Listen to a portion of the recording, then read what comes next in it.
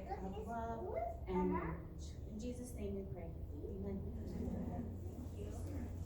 Sweetest heart. Wow. Let me get situated a little bit. Good morning, girls. I am really, really glad that I get to be here with you. We planned this. Your leaders are so incredibly organized and asked me, I don't know, 9 months ago or something, like, would you come talk to the mom church? And we picked this day that felt like it would work. And then, of course, a week ago I put together that my own children are not in school today. So, just momming with you, right with you. Had to figure it out. So our youngest Zachary is 6, and he just went into play with some of your kids. They're all down. Yeah, check it out. Yep. My 14-year-old, so we have 3 boys, 14, 10, and 6. And last night, our 14-year-old had a sleepover with 2 of his friends. And we said, we really want to get a good night of sleep, so if you guys could be quiet. They're like, oh, we will. And at 2:30 in the morning, Ryan and I woke up to this pounding sound. And I'm like, what is going on? What is going on? I was like, I'll go check. And I go down there, and they're still up at 2:30, and they're pounding size new baseball mitt with a bat to break it in. And I was not calm about it. I was just not calm. Like, this, you are going to bed now. This is the sleepover, and the sleeping is going to begin now. So I'm just, I'm just telling you silly things, just so you know. Like, I walk into this room as a sojourner, as a fellow mother, and I would also say, for those of you who know who I am, that's helpful, but I would guess there are women in here who are like, I have no idea who this lady is. I work here at Hosanna. My name is Jenn Alexander. My husband Ryan is the lead pastor here and has been for 4 or 5 years. We've been here for about 10. I love to lead worship. I'm a singer, so I do that sometimes. And then it feels like something that flows kind of out of the exact same stream for me is speaking. And so I love doing that too. When I do it on weekends, and up in front of thousands of people, and I need to be like super organized and really careful and like measure my words and be very, because that's what's needed in that space. But in this kind of space, I'm not really gonna measure my words. I just would love to have a sense of like feeling like we're together as moms and particularly as wives. This morning, your leaders are just so organized. I can't even. Like, it's so fun when I get to like look behind the curtain and like, this happens every week. Like, this group of people is this incredibly organized. So they long ago sent me the book that you all have been reading together, and it was just sweet how it lined up that you were reading this chapter on marriage, and then it was Valentine's Day tomorrow, and so we thought, well, we should just, lean into that. Just lean into that. So I know that you guys have already read that chapter and had a conversation about it last week, and they let me in on those questions, and so I just tried to be sort of in the flow of where you already are together. And I also know that there are moms in here who are not married. Maybe you have never been married, or maybe you were married and it was really painful and that ended. And so to be talking about marriage might be a bit of a tender place for you. And so I want you to know that everything, of course, that we're going to talk about today applies to relationships of all kinds, of course. But also, it might, especially if you're divorced, especially if you came out of a hard marriage, maybe some of the things that we talk about will be like retrospective, like, oh yeah, I wonder if that's part of what was going on. Or if you're not married yet, maybe there'll be some preparatory stuff. So, they sent me the 3 points, or I got to read the whole chapter on marriage, and it was broken down into these, 3 tidy points of like how to have a healthy marriage. Just do these 3 things. It's really easy. If you do these things, it'll all be good. But of course, all of them are a message on their own, a book on their own, a lifetime on their own. But the 3 points, just to remind you, were put your marriage first, be on the same parenting page. I just like laugh at that one. Like, yeah, just do that. Be on the same parenting page. What? That's easy. And then honor and appreciate each other. And so just a few quick words.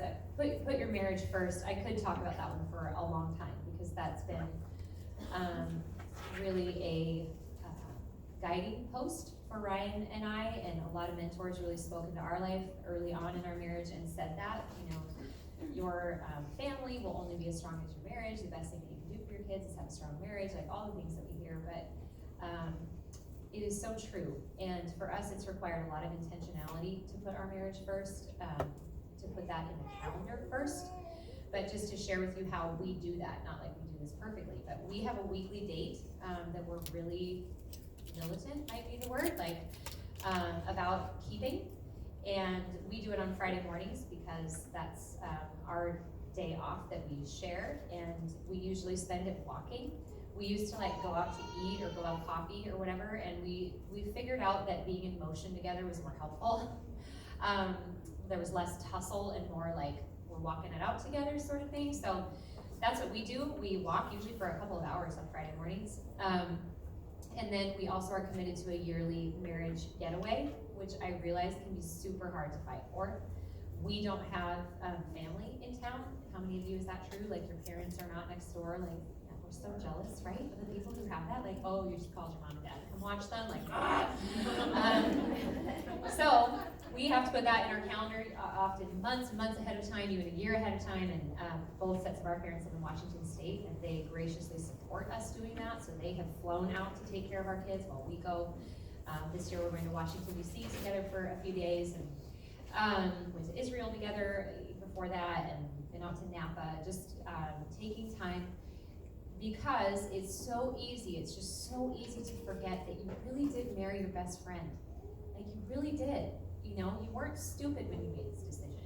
You actually were really smart. You didn't have kids yet. You weren't so busy. And when you get away together, you remember. It's like every time it's this awakening, like remembering, seeing each other again. I really like you. Like you're someone I really enjoy being with. So you have to have shared experiences and whatever to make that possible. So I would just underline that one. The second one about being on the same parenting page, y'all have probably been talking a lot about that. That is so important and often so hard, and I think really relates to the third point that is the one that we're actually going to press into today, which is honor and appreciate each other. How cute is she? Honey? Honor and appreciate each other. Again, that's one that is just so much easier said than done.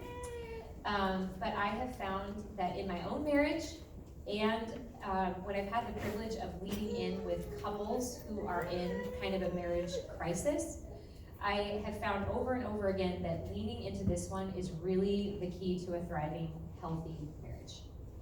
Is learning to honor and appreciate each other, and what I would say I'm going to spend the most time on today is to honor and appreciate your differences. So much easier said than done. But when we can do it, like real breakthrough starts to happen in any relationship, but definitely in marriages. So I would just bring you into a story. It's probably been about 3 or 4 weeks ago, a friend of mine called, or texted probably, and said, you know, I'm really in a hard place. Is there any chance that you could come over? And so we found a time, and I drove over and met up with her, and she was really worked up, and we sat in her front room, and she's a mom of a couple of young kids, and she's got a really busy career and a really demanding career, and her husband has a really busy, really demanding career. And so we sat down in the front room, and she just said, I think I'm at my breaking point. I think I'm at my breaking point in my marriage. Like, I think I'm ready to call it. That's just where I am. And so, okay, well, what's going on? You know, lean in, like, tell me more.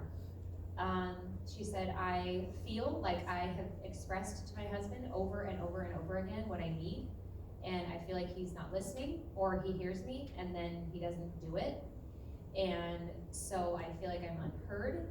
And then when he does have time, which he does, he has time, like he's really busy, but when I have time, I have to spend it making chicken nuggets and doing the laundry and signing the kids up for all their things. And you know, I don't have like free time, but he just seems to, when he isn't working, to feel like he should be able to like leave and go spend time with his friends, and like wants to play basketball. And I'm just so resentful, you know, of how all of that feels. And I feel like we talk ourselves to death. We can't stop fighting about it.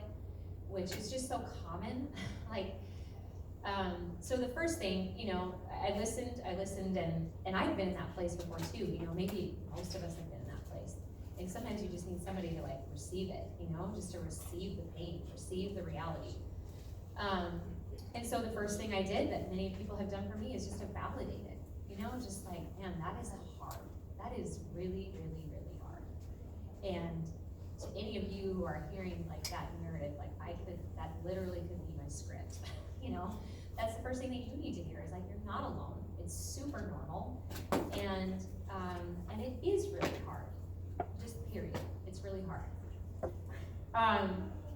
The second thing that I don't have young ones anymore.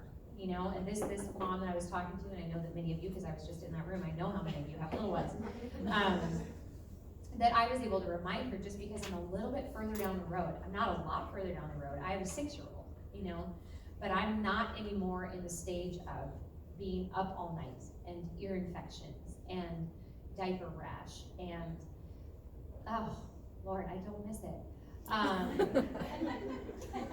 It's so taxing.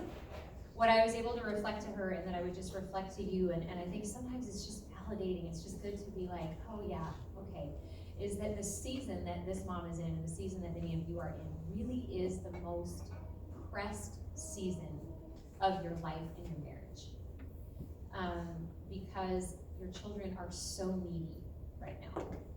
They never stop. It's relentless is the word that I often felt especially the vigilance, that you can't take your eyes off your kid, or they will seriously do something dangerous. They'll do something dangerous. They'll fall downstairs. They'll electrocute themselves. They'll choke. You can't take your eyes off of them, which means that you are never, or so rarely, getting space to yourself, which of course is what this time is designed for, and so bravo for making it happen. But also, you tend to be, just as you've got all these little ones that you're juggling and all the needs, and potty training them, and they're pooping in their underwear again, and the things. You also are inside of a time where you're who am I? What do I want to be doing with my life? And your husband is in that place, and maybe is the climb in our careers is often at the exact same time as we've got these little ones at home. So it's just a really pressed season. It's a pressed season in your marriage. It's a pressed season in your career, and it's so normal. It's so normal for you to feel overwhelmed, hopeless. I don't know if I'm going to be able to survive this day. If those are things that you feel, and then you're just really normal. And so to be able to reflect that to her, and to say, in the midst of the normal, don't quit. Don't get in your car and take your kids and say, maybe this marriage isn't worth it. Divorce, if anybody in this room is divorced, anybody in my life who's divorced would say, as hard as my marriage was, being divorced is 100 times harder. And so, just reminding her to stick it out. Don't leave now. Don't leave now when really you just need to get through this season.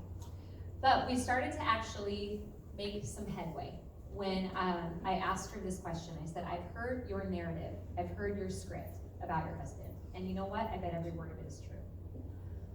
And I wonder if I ask you this question, what do you think his narrative is about you?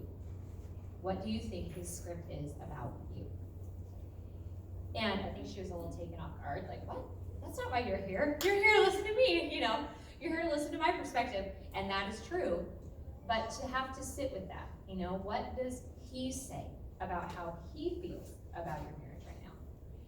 And, she's I think he would probably say I'm really demanding. I think he would probably say that I'm kind of a nag. I think he would probably say that he works really hard and that he needs to have the opportunity to do something that's fun. I think he would probably say that he resents me for not joining him in the fun, because when he's done with work, what he wants to do is go out with friends and go play basketball and let's go, do something fun. And when I have time, and if he actually has free time, what I want is that he would draw close to me, that we'd like snuggle on the couch, that we'd connect. She kept using the word connect, which is very common for women especially to feel. It's like, what I really want if we have free time is that we have time to connect. And she said, I think the word connect to him is starting to feel like a cuss word, you know, just like, you want to connect again. Like, I just want to get out of here, you know. I just want to go play basketball, just be free for a little while. And so as I was listening to her, and very often, 99 out of 100 times, you know, unless there's abuse going on, unless there's an affair going on, like there are things that are obviously trump cards to this conversation. I hope that even goes without saying. But a lot of times in these conversations, there's a whole lot of, I am not getting, I need, I am frustrated, I am not enjoying, I am not getting to do, I. And it's just amazing what happens when we lean into the thought that there's two in this marriage, and for me to be spending all my time thinking about I is really not where we should be. And so our Bible verse for today, our theme verse, maybe you call it, in this space, is one that I've leaned into a million times in my life. Man, I haven't mastered it, but it's like the key to everything. And so this comes out of Philippians chapter 2. I'll just read it a couple of times. Let it soak into your bones. Do nothing out of selfish ambition or vain conceit. Rather, in humility, value others above yourselves. Not looking to your own interests, but looking each of you to the interest of the other. Read it again. Do nothing out of selfish ambition or vain conceit, but rather in humility value others above yourselves, not looking to your own interest, but each of you to the interest of others. That verse basically says it all. This is really the pattern that unlocks every relationship, but definitely unlocks marriage. So if you want to write that one down and come back to it, meditate on it this week, I think that would be really, really smart. Ryan and I are classic examples of opposites attracting. I wonder if that is true for most of us. I think it is true most of the time that we are drawn to someone who is so different than us. Ryan and I met when we were in college. I was a freshman, he was a senior. Longer story there, but we ended up in the same circles. And I remember just watching him and being so drawn to he had an intensity about him. He had an intentionality about him. Everything Ryan did was intentional. He had a focus about him. He was intensely present wherever he was, really thoughtful, things that were very different than me. And I was super drawn to him because of those things. And he would say that in that season, he was really drawn to me because of my lighthearted spirit, of my seeming like spontaneity and just able to like roll with stuff and to laugh loud and to sing hard and to just, he was drawn to my vitality and I was drawn to his intensity. And so we dated for 3.5, 4 years, and of course thought like, well, we're a perfect match. You know, we are so different. We're a perfect match. So we got married. And man, when you're really different and when opposites attract, and then you get married and end up in the same house and end up inside of the same decisions and end up parenting together, the very things that drew you together end up being the things that repel you often. When you get into the stress and the exhaustion and the grind and the daily life of marriage, the very things that we're like, I see this in you and I need this in you, and so we're like magnets drawn to each other because it's perfect, end up being the very things that totally repel you from each other and can be at the very crux of your marriage conflict. And just to state the obvious, very opposite, the things that drew you to each other are often going to be the things that when you get into the mess are the things that are going to rub you the hardest and that you're going to bounce off of each other on. And that is really when the journey of marriage begins. Like, we think it begins like, oh, we did our premarital counseling, it was so good, like, we're so compatible, and, and then we had the wedding, and our honeymoon was so great, or maybe it wasn't great. Like, often honeymoons are when it, like, begins. Like, oh no, what did we just do? Our differences. A small one, I remember on our honeymoon, Ryan is really, really good about money management. Like, I'm so grateful because he makes things possible in our lives because he knows our budget categories and whatever. But on our honeymoon, when he was like keeping receipts and writing stuff down, and I was like, what did I just get myself into? I've never done this before, But the very thing, like, thank God he does that, because I don't have a bone in my body that wants to manage money. That is just miserable to me. But because he does, it's made so much possible in our lives. But that was just one of the early things I remember on our honeymoon that I was like, uh-oh. And, we all have those things, but that really is when the journey of marriage begins, is when we lean into this concept of doing nothing out of selfish ambition or vain conceit, but in humility, valuing others above ourselves. Marriage, really, in order for it to work, is a death.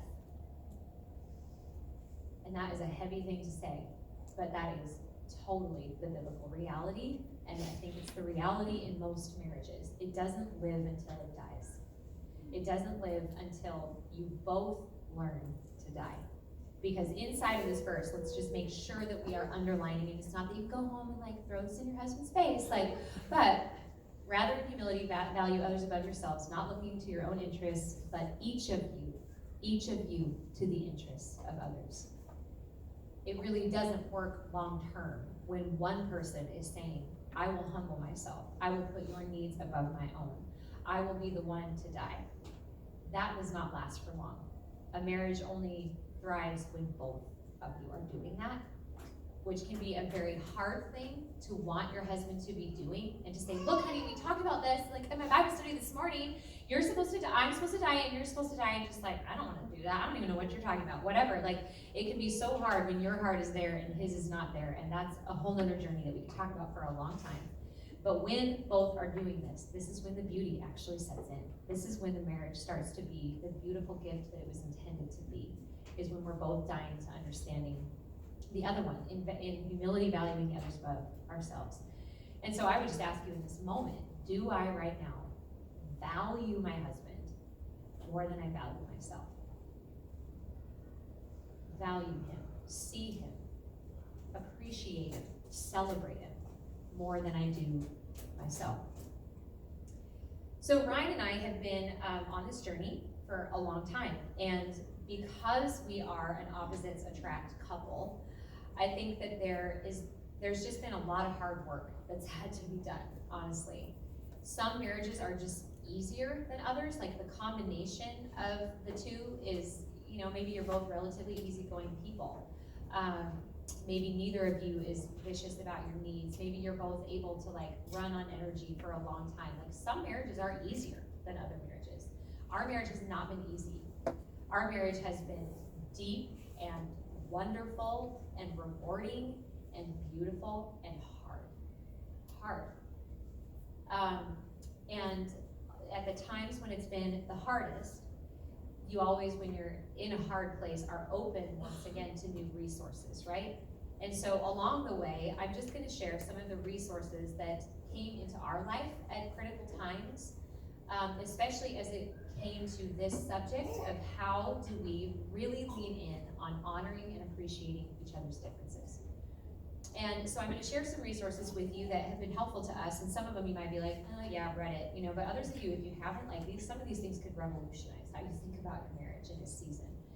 So the first resource that was really, really, really helpful to us is the 5 love languages. Some of you are totally familiar with this, and so I'm not going to belabor this one, but if you have never leaned in on this resource, this is a really great, very foundational place to start in terms of the conversation about your differences with your spouse. The very basic concept of the 5 love languages is that just like we speak languages, English and Spanish, Let's just use those two. In a marriage, if one of you is speaking English and the other one is speaking Spanish, you simply are not going to understand each other.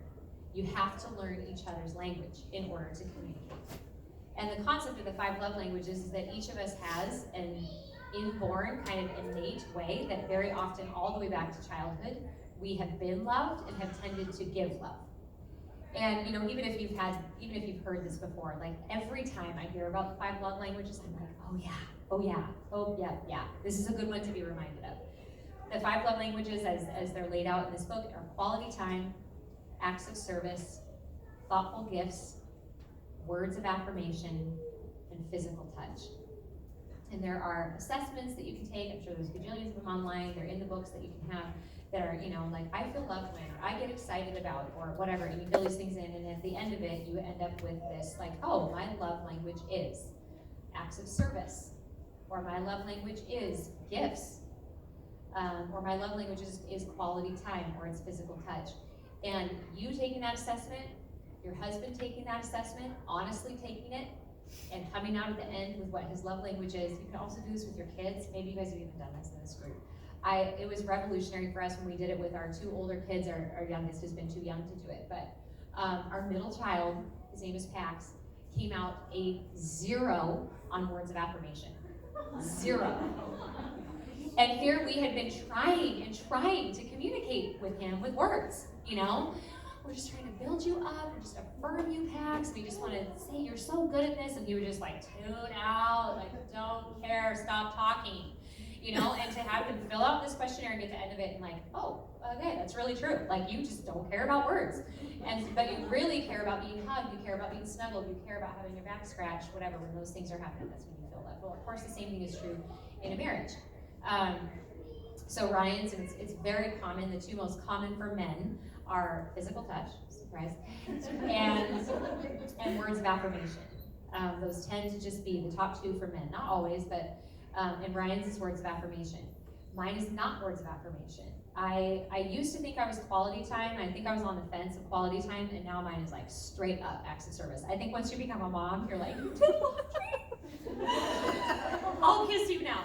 You know, 100%. Like you did the dishes. I feel so loved because to me that means that you see me. You see how busy I am. You see how much I'm juggling. And so when you will do something for me like that, wow, I feel so loved. Now, on the other hand, if you're not acts of service, another common one that men will use to love is acts of service, like cleaning your car and mowing the lawn and like taking care of things. And in his brain, he's like, I am loving. I am being a loving dad, or a loving husband. But if your love language is quality time, and he's out mowing the lawn or cleaning your car, like shining your car, instead of feeling loved, you're going to feel resentful. Like, why don't you come inside and spend time with me? But meanwhile, he's like, I was just cleaning your car, you know? So do you see how that's like English and Spanish? Like, we're just not speaking the same language. And so this can be a really foundational breakthrough in a marriage, is to realize, like, I am trying to love my spouse in the way that I want to be loved. And that's why it isn't working. That's why we're missing each other. And he's trying to love you in the way, and to be compassionate on that. Like, oh, okay, I get what's been happening here. You've been trying to love me through acts of service. Oh, okay, it isn't that you haven't been loving me. It's that you've been loving me in the way you feel loved. Okay, now we can get back on the same page. So I would highly recommend that resource. It has been a helpful one for us. It's one that we still come back to. And then another tool that is really popular here at Hosanna. If you're a person who is here, you may see these classes come up. Everybody on staff has to take an assessment called Strength Finders. And maybe some of you have done it, maybe some of you have never heard of it. Strength Finders is a list of 34 strengths. It's the clutch thing about Strength Finders is you don't have any, it's not about your weaknesses. They're all strengths. Just some of them are more strengths for you than others, which really means they're your weaknesses. But you take another, again, an assessment that is, you're answering questions, this or that, this or that, this or that. And then at the end of it, you end up with your 5 strengths. And when Ryan and I did this, it was at least 10, 15 years ago. It was before we came to Hosanna. I remember sitting down with him and looking at those things side by side and just having like light bulbs go off. I mean, just like, whoa, this is what has been happening in our marriage. Like, this is why when we have a conversation, my perspective is and your perspective is. Or when we run into a crisis, how I treat the crisis or how you treat the crisis. It like objectifies that in such a helpful way. You know, you just see it on paper. So for instance, I think I've told this story publicly before, but this was early on in our marriage. Ryan is a runner, and he's one of those people that can like not run for months and then go outside and run 5 miles. It's so annoying because running to me feels like dying every time. You know, even when I'm like in good shape, I still feel like I'm dying when I'm running. But we decided it would be really cool to do a race together. This is before we had children, to do a half marathon together. He had done marathons, and I'm like, there's no way I'm doing a marathon, but a half marathon, okay, yeah, I can take this on. We were living in California at the time, and we lived really close to Huntington Beach and that area, if you've been there. And there's a boardwalk that's like 20 miles long. So we did all of our training on this flat boardwalk. It's great. We're by the ocean. We'd like run, and then we'd get a Gatorade, and we'd sit by the ocean. It was wonderful. But Ryan was a single pastor at a church at a time, and so we couldn't do the race on Sundays because he had to be at church on Sunday. And so we had to find one on a Saturday. And I was like, clutch, I found one in Northern California, and it's going to be great. It's this place called Big Sur, and it sounds like it's going to be so lovely. I can't wait. So we put it on the calendar. We drive up to Monterey. We carb load the night before, and we're like ready to do this race that we have been training for months, and we're going to do it together. And we drive to the site of where this race is beginning in the morning, and it turns out Big Sur, some of you know because you laughed, is like a national park that's really mountainous, totally mountainous. It's like where the Californians go to hike. And so we pull into this dirt parking lot, and we have nothing. Like, we are like, there's water stations. You know, we're used to like Southern California runs where they're like, here's another cup of water the whole way you're going. Or like, here's, you know, we were just not prepared. We look around, everybody around us has those belts that like have all the gel packs, and they're wearing the backpacks with their own water supply. And we're like, oh, this is weird. Like, what have we gotten ourselves into? And this guy gets up with this blowhorn. He stands on this rock, and all these people are around him. He's like, welcome to the Big Sur half marathon. In the first mile, you will climb. And he proceeds to outline the elevation that we are about to take on in this half marathon. And I start crying. Like, I immediately start crying. Like, oh my gosh, like, I've totally gotten us into the biggest mess. Like, we cannot do this. And immediately, I'm like, I'm not doing this. This is a different thing than I thought it was. And so we can still do it. There's no way I'm running this whole thing. There's no way. I can't. I have not trained. We have literally not run a hill. We have been running on flat ground for the last, couple months of training. So I already am, what I would say, if you'd spin it well, is adapting.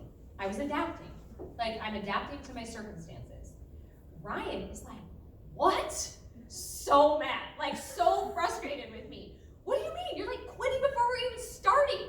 I'm like, well, because it's different than I thought it was. Yeah, but you still should try. No, because I see it. This is very different, so I will walk. No, you're not going to walk. We have trained to run this together. And we end up, I'm not joking, this is like one of my least favorite memories of our marriage. We end up completing the thing. We did it. And we ran part of it, and we walked part of it. But he was so mad the whole time that I wasn't even trying, and I was so mad at him that he was not adjusting. And so we finished this thing, and we're just like, and people seriously had to let us drink out of their backpacks and lend us the gooey things, because it was in the middle of nowhere and there were no stations. It was a disaster. It was a disaster. And on our way home, we had this whole conversation about how we approached that. We're so mad at each other, so mad. But how we approached it was categorically different. And when we took Strength Finders, we saw it on paper. Because in Ryan's top 5 is focus, which is that. I said I was going to do this, I will do it. I will do it as I said I was going to do it. He can tunnel vision, right? But in my top 5, my number 2 is adaptability. And so I do that in every situation. Like, oh, okay, this is what the situation is. Oh, okay, I'm gonna change. I'll chameleon a little bit. You know, and that has upsides and downsides, as does focus. But regardless of upsides, downsides, and that's the personal journey, the marriage journey is to see those things and not only acknowledge them, but celebrate them. Not only acknowledge them, but celebrate them. Like, I am so grateful that these are your strengths. And he is so grateful that these are my strengths. And when we celebrate those things, when we lean in on those things, when we utilize those things, we are winning together. But when focus and adaptability collide, instead of being a fit, that's where we really run into big trouble in our marriage. And so an assessment like that can be very helpful, just again to objectify. What these assessments and situations do is they allow us to go from like, this doesn't make any sense, I'm so frustrated, to an objective experience. Oh, this is why we keep missing each other. This is why. This is what we need to do to understand each other more deeply. And then the last resource that has been most helpful for us recently, and I would actually recommend these things in order. Like if you're newly married, do the 5 love languages. If you've been in it for a while and you're kind of bumping up against each other and you don't know how to celebrate each other, Strength Finders would be great. If you've been in it for a while and there's still some grind and you're still like, yeah, we know each other's strengths, I know the love languages, you know, they're gonna be like, blah, blah, blah, about that kind of stuff. This has been the deepest journey for me. Deepest by a landslide has been the Enneagram. Do any of you know about the Enneagram? Great, not that many of you. Okay, the ones who do, you're like, girl. The Enneagram I could talk about honestly for hours. Like if you want to just bring me back, I'll just talk about the Enneagram because it has been the most helpful tool in my life, and I'm not exaggerating. It can be kind of a weird one to hear about at first, and the first thing to say is the goal of any assessment, the goal of anything that we'd be doing is that you and I are becoming more like Christ. Like that's the aim, that we're becoming more like Jesus. We're becoming, the layers are coming off that reveal who we were made to be, and that we would be more of who we're made to be. The Enneagram is not a strengths assessment. It's not a personality test. It is more there are 9 numbers, and the number that you are is like soul level definition. It is about your core. It is about your core fear, which is miserable to actually look at. It is about your core motivations. It is about your core strengths. And it's like this is the nucleus out of which I experience all of life. And I didn't know that there was such a thing until I started to study the Enneagram and to really lean into it. And so just by way of example, there are 9 numbers, and you can take an assessment. You're really supposed to just read the description of each number, and it's detailed descriptions. And when you read the one that is your number, it's as if you've come home, is the way that I heard it. Or it makes you feel totally naked, and that's what happened to me. Like I was reading, I read the 1, I'm like, oh, I guess there's some parts of me, and I read the 2, and like, yeah, I mean, there's some of me in that. I read the 3 and was like, oh my God, like this is a thing? Like who I am is a thing? And I felt exposed. I felt totally exposed. Because it isn't only like, this is what your core gifts are and the things that you are really good at. It looks at like, and this is what you're seriously afraid of. And I don't know that I had ever had that called out in me before until